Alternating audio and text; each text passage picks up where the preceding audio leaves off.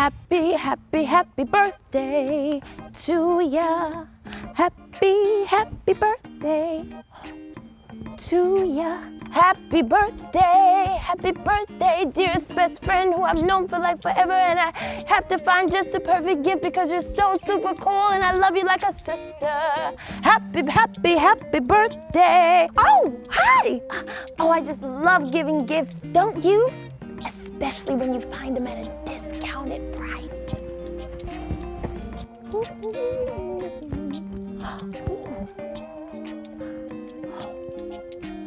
Ooh, can you say yard sale? Ooh, asparagus scent. Oh yeah, a great American tradition, just like baseball and apple pie, only dustier.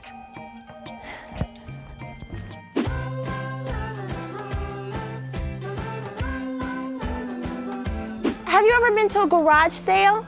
Well, of course it could be called yard sale, depending on that whole garage versus yard thing. But it's always about people selling their extra stuff at a discounted price.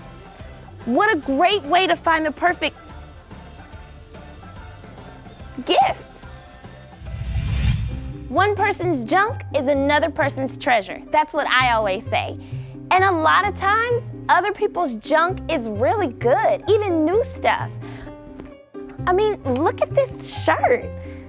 It still has the tag on it. It's like buying it from the store. Oh, I like it. Did you know the Bible is full of stories about gift giving? In the book of Malachi, there's a story that tells us everything we need to know about giving the perfect present. Yeah, Malachi. That's where we're headed today. I'm Tara Strong, and this is Explore the Bible on Location.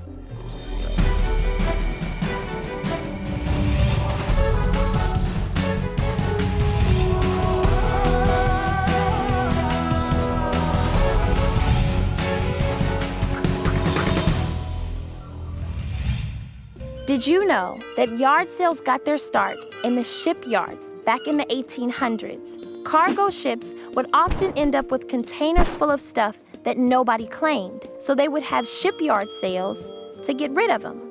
Eventually, the sale moved from the shipyard into places like the local church. That's when the tradition really began to take off. In the 1950s and 60s, Americans began to move into bigger houses in neighborhoods where everyone had a garage and a yard. At the same time, companies were making more stuff to go into bigger houses. So when you put the two together, a yard and a bunch of stuff, you end up with a yard sale. Now I've decided this is what I want. You know, when you really care about somebody, you just want to give them the perfect gift. But how do you figure out what that is? Ooh. Just so happens, the Bible has something to say about gift giving. This story begins a very long time ago, back before Jesus was born, before Daniel was thrown into the lion's den, and even before David killed Goliath. This story goes all the way back to Moses and the 10 Commandments. That's when God gave his chosen people, the Israelites, not just 10 commandments, but a whole set of instructions. Included in these instructions was what kind of gifts or offerings the Israelites were supposed to bring to God. And it probably doesn't come as a surprise. God was pretty particular about his offerings. You know, my friend is kind of particular too. She's one of those girls who has everything. But I think she's gonna love this. A stuffed kitty with real cat hair?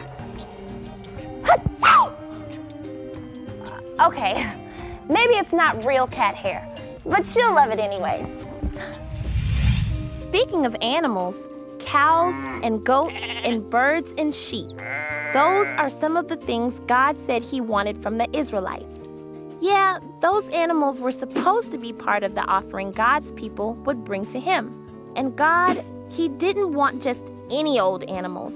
He commanded the Israelites to give the best of the best for their offering. And for a while, that's just what God's people did. They took their grade A, blue ribbon, top quality and very best animals and gave them to God. And then a couple hundred years went by, and that all changed. The Israelites started giving God animals that were lame and sick and, well, worthless. They started giving him their rejects. You know, it's kind of hard to believe, huh? The Israelites said they loved God, but then they gave him bad offerings. Would you look at that? Hand-embroidered handkerchiefs. I'll run them through the washer. They'll be good as new. She's gonna love these. When the Israelites gave God their cheap and messed up offerings, God sent them Malachi.